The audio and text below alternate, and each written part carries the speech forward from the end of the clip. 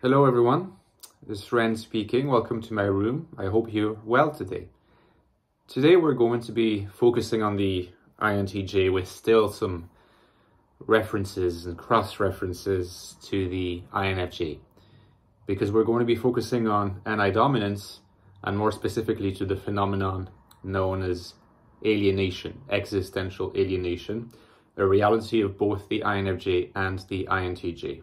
This is a topic that constitutes and occupies probably chapters 1 to 3 of the following book, a book that's relevant to INFJs and INTJs, admittedly primarily to INFJs. It's called the Ecstatic Soul and is the most in-depth investigation of the INFJ conducted so far in the literature on types. Again, plenty of insights into the INTJ existence as well. It's all available down below in paperback and ebook format. All the links to all the Amazon websites, less than $10. You help me, I help you. Consider it. It's your choice.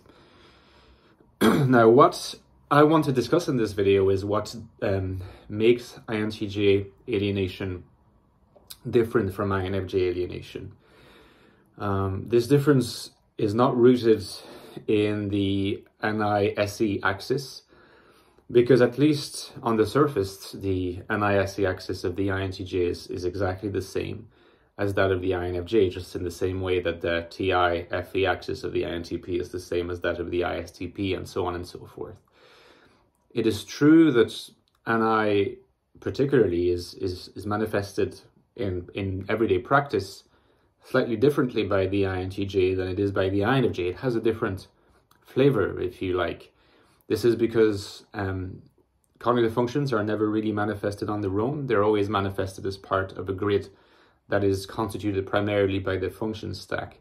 And therefore, whenever you see a particular item of behavior, manifestation of behavior, what you're seeing is never just one function at work, but a particular concatenation of different functions dominated under the supervision, if you like, or the spearheading of one function. So in the INFJ's case, or in the INTJ's case, that would usually be NI. But there's plenty of differences that happen in the middle between the two types. And in the case of the INTJ, alienation is something that I go so far as to call a slightly less metaphysical predicament than it is for the INFJ. And so let me try to sort of unpack this claim a little bit. The reason why I call alienation a metaphysical predicament is that it is experienced by NI dominance as something that doesn't really admit of a purely physiological explanation. It does not admit of a purely rational explanation. Alienation is something that is experienced in a primordial sense. It's something that can be best described as an existential condition. And in the book, I argue that it stems from the particular level of consciousness of the NI function in the NI dominant.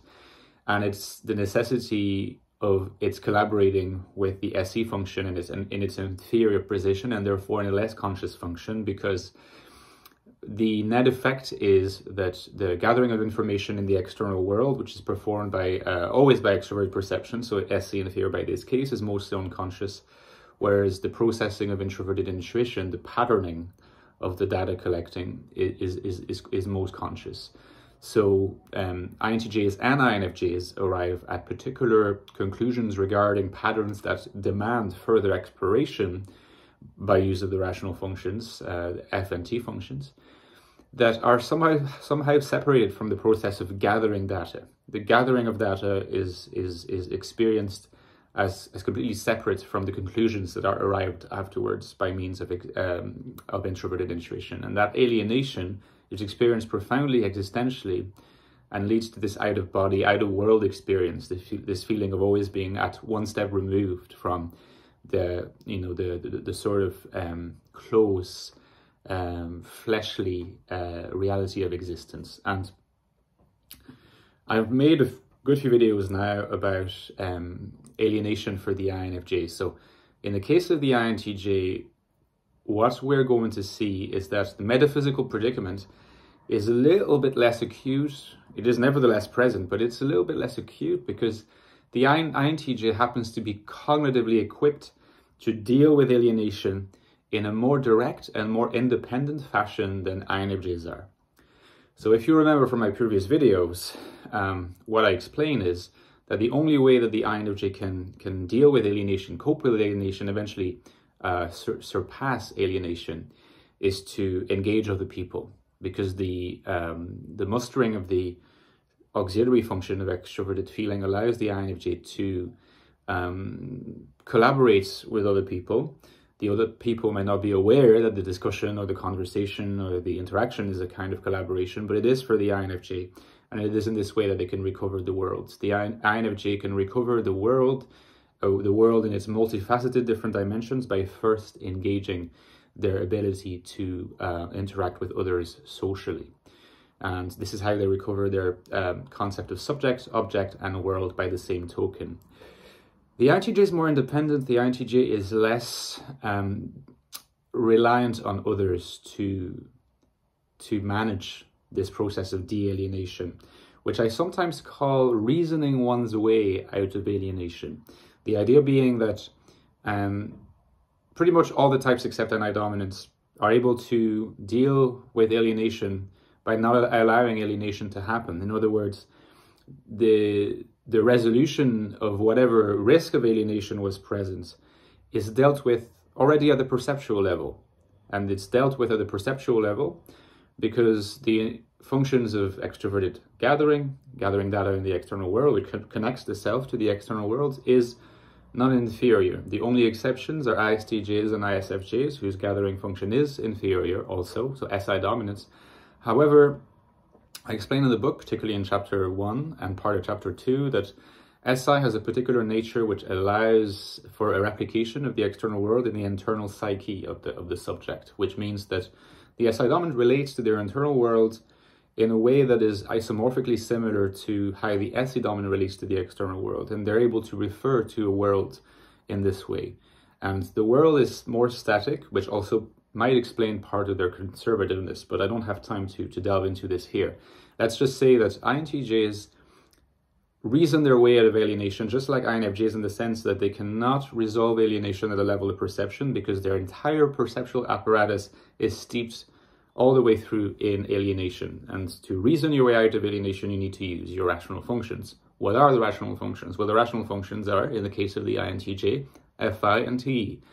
FI being a function of what I call internal deliberation against the held values that are authentic to the INFJ's existence, meaning the INTJ is going to select a path of action on the basis of values that that are in their hierarchy.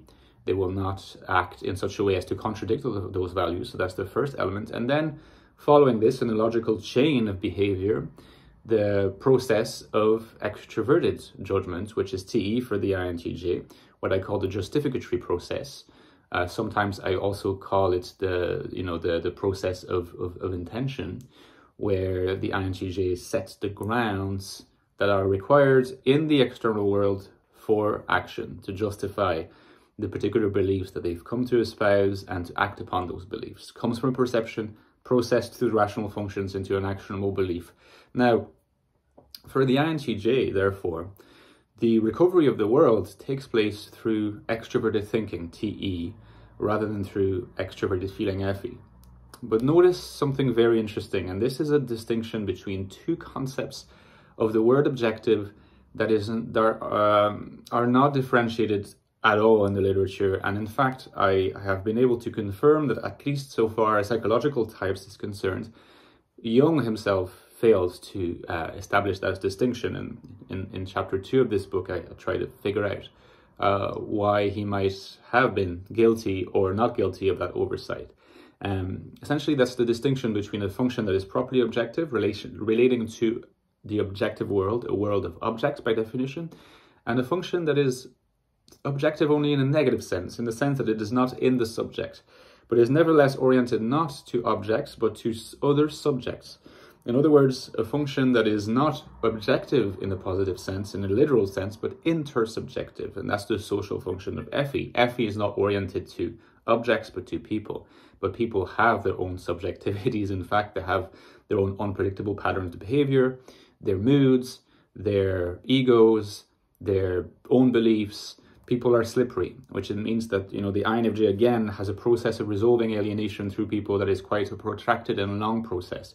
Whereas for the INTJ, TE does not really force them in that position. They do not come to depend on the social world nearly as much, because the justification of their intuitions, which is done through TE and is in the last analysis the only way in which they can redeem those intuitions as not being pure products of alienation, but actually connected to the real world, is through an engagement with the real objective world.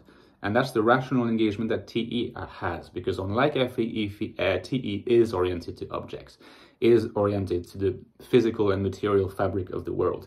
Certainly INTJs can get involved with people in their TE-oriented projects, but these people would be there to help them realize their TE goals. They're not engaged as people in order to confirm the INTJ's intuitions. The INFJ does that. The INTJ needs to see that they're able to reorder the world according to their intuitions to confirm indeed that there was a physical world, an objective world to be reshaped in the first place. And this is how they correct for the essential condition of alienation.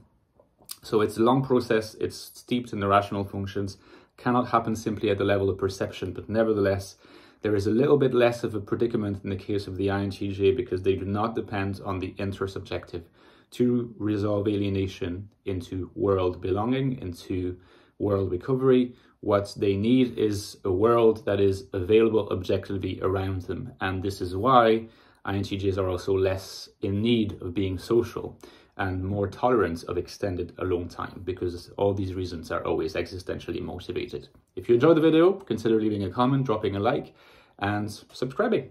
See you soon, guys.